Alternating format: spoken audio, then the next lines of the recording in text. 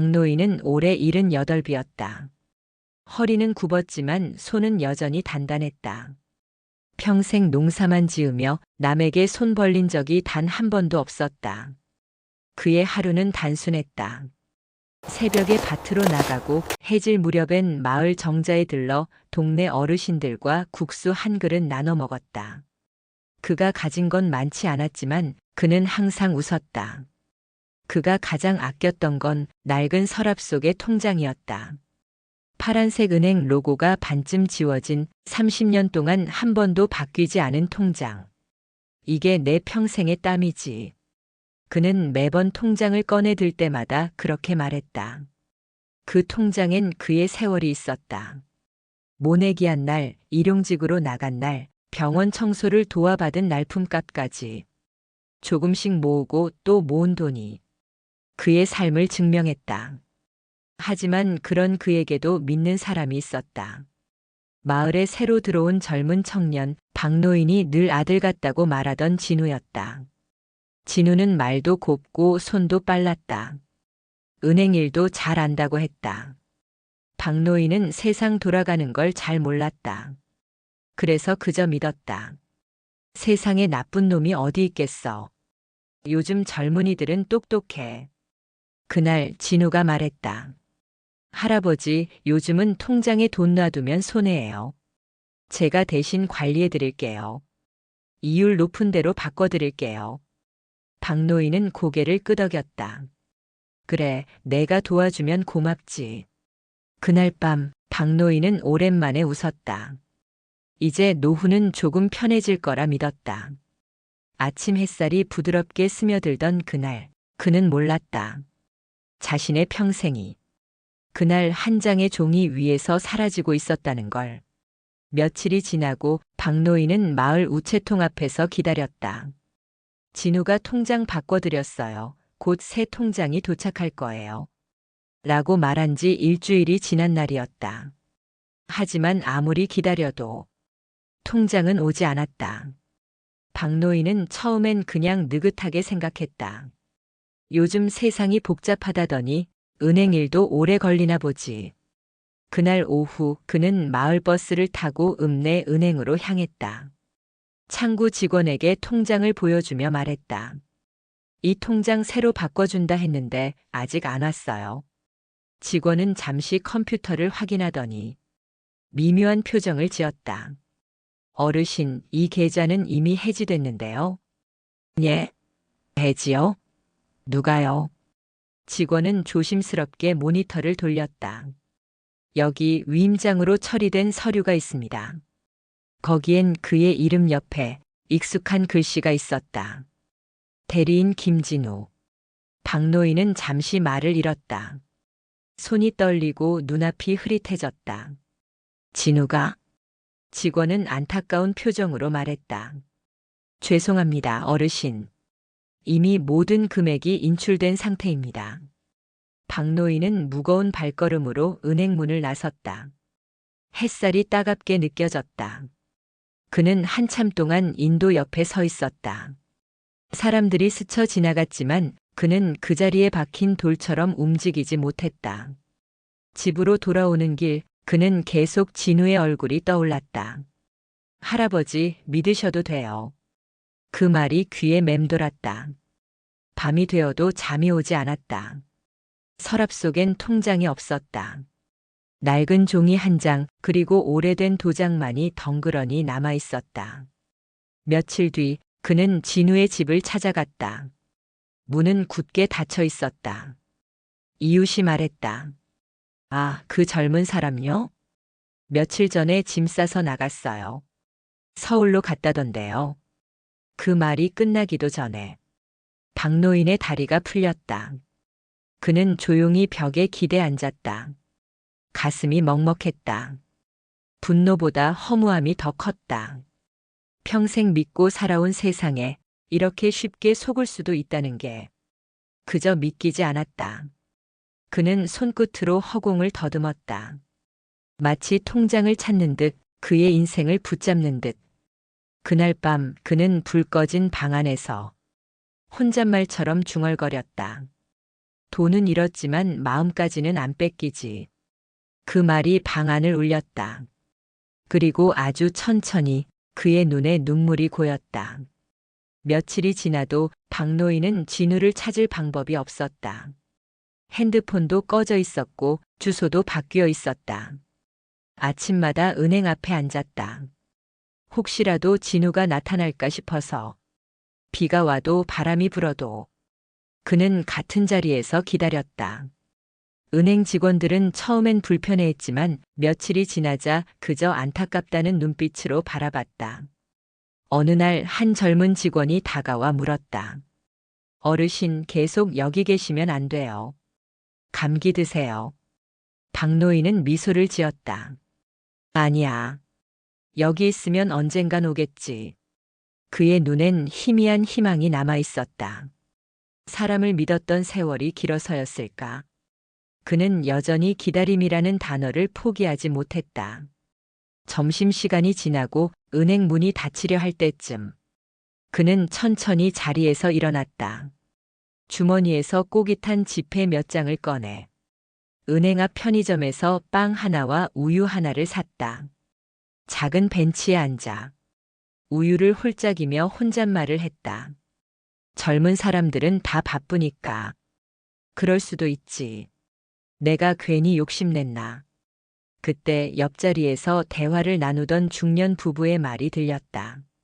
뉴스 봤어? 요즘 어르신들 상대로 사기치는 사람들 많대. 돈 맡긴다며 다 빼가는 거래. 박노인은 그 말을 듣고도 아무 말이 없었다. 그저 고개를 숙였다. 그날 밤 그는 처음으로 스스로를 탓했다. 내가 너무 믿었구나. 내가 너무 바보였지. 하지만 동시에 또 다른 생각이 스쳤다. 그래도 세상에 나쁜 사람만 있겠어. 그 한마디가 그를 다시 일으켜 세웠다. 다음 날 박노인은 은행 문이 열리자마자 안으로 들어갔다. 직원에게 조용히 물었다. 그 젊은 친구 진우라는 사람. 혹시 다른 계좌가 있나요? 직원은 고개를 저었다. 개인정보라 말씀드리기 어렵습니다. 그 말은 차갑게 느껴졌지만 박노인은 고개를 끄덕였다. 그래요.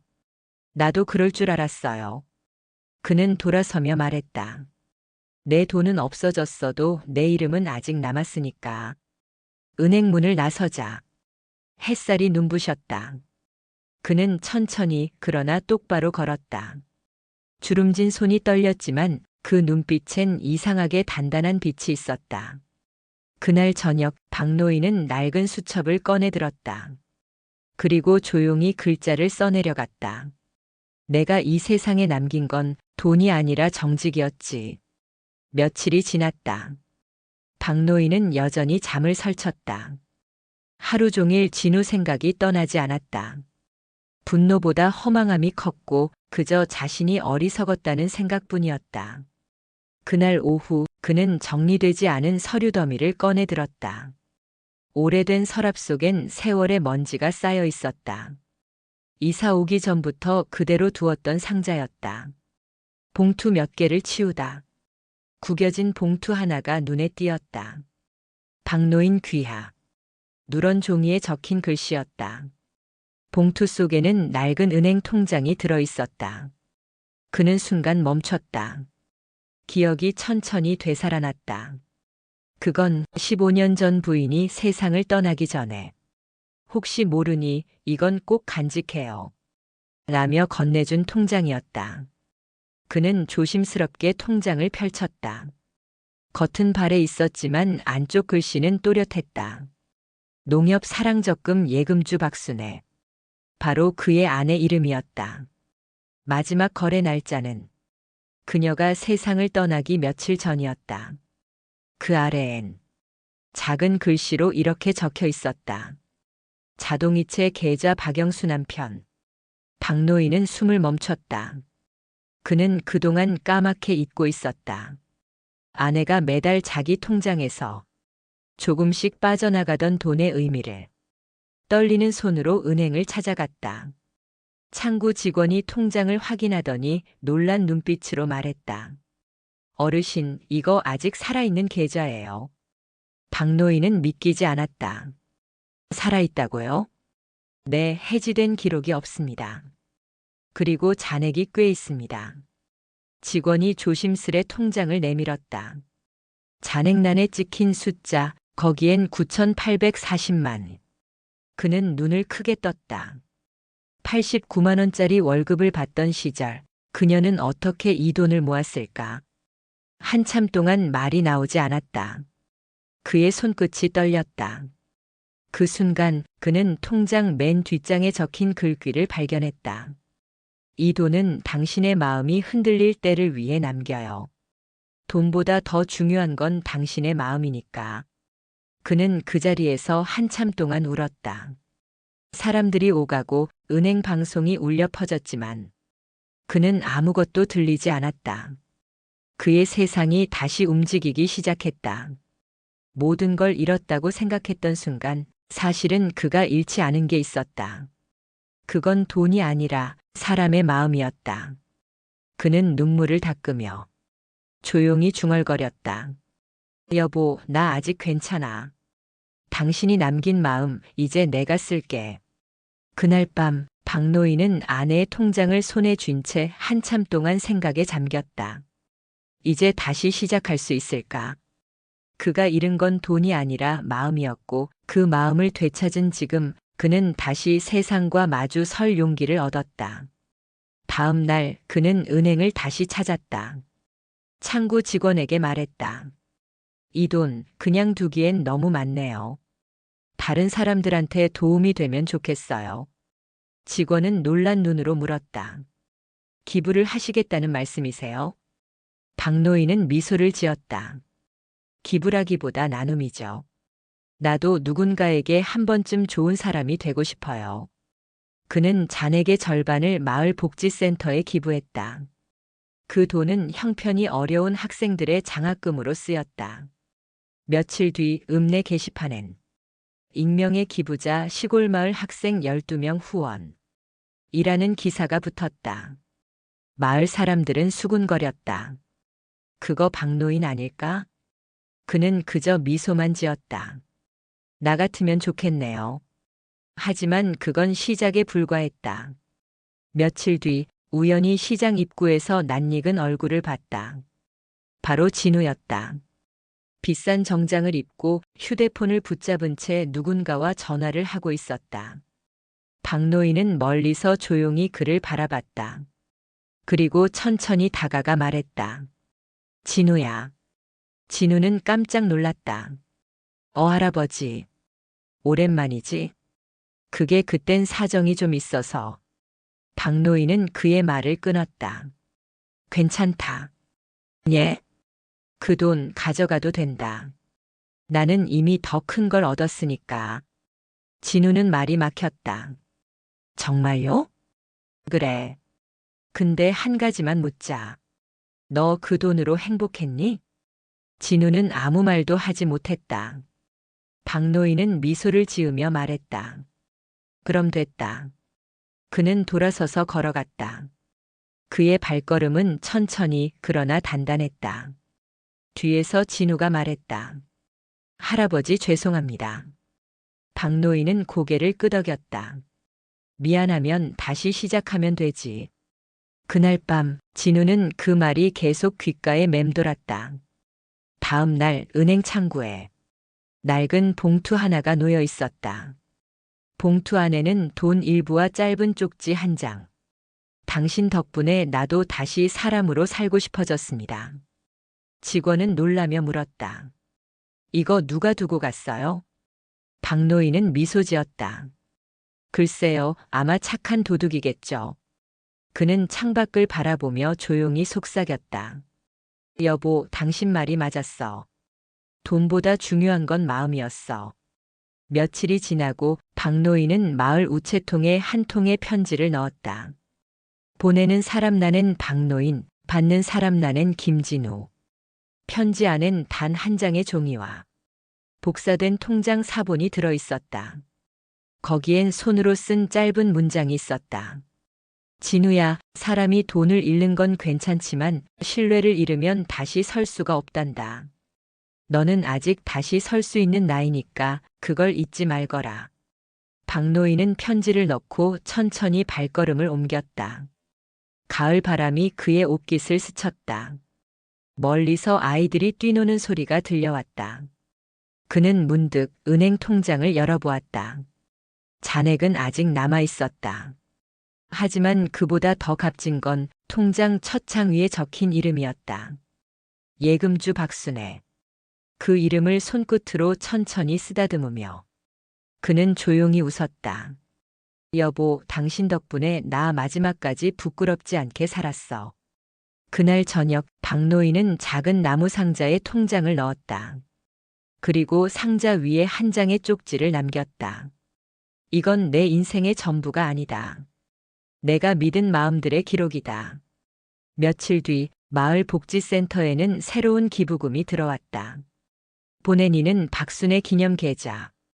은행 직원은 조용히 고개를 숙였다. 아, 또 오셨네요. 그는 웃으며 말했다. 이건 이제 제 이름이 아니라 저희 둘의 이름이에요. 밖으로 나오자 햇살이 눈부셨다. 바람에 나뭇잎이 흩날리며 하늘로 올라갔다. 그는 그 모습을 잠시 바라보다 천천히 모자를 고쳐 썼다. 길 건너편 한 청년이 고개를 숙이며 서 있었다. 진우였다. 멀리서 그를 보고 있었다. 서로 아무 말도 하지 않았다. 그저 눈빛으로 인사했다. 박노인은 미소를 지었다. 그 미소에는 분노도 원망도 없었다. 오직 따뜻한 이해 하나만이 남아 있었다. 햇살이 그의 얼굴을 감쌌다. 그는 천천히 걸음을 옮기며 속삭였다. 그래, 인생이란 건 결국 서로의 이름을 남기는 거지. 그리고 화면이 천천히 어두워진다. 마지막 장면엔 책상 위에 놓인 오래된 파란 통장이 보인다. 표지 위엔 희미하게 적혀 있다. 박순의 앤드 박노인 공동 계좌.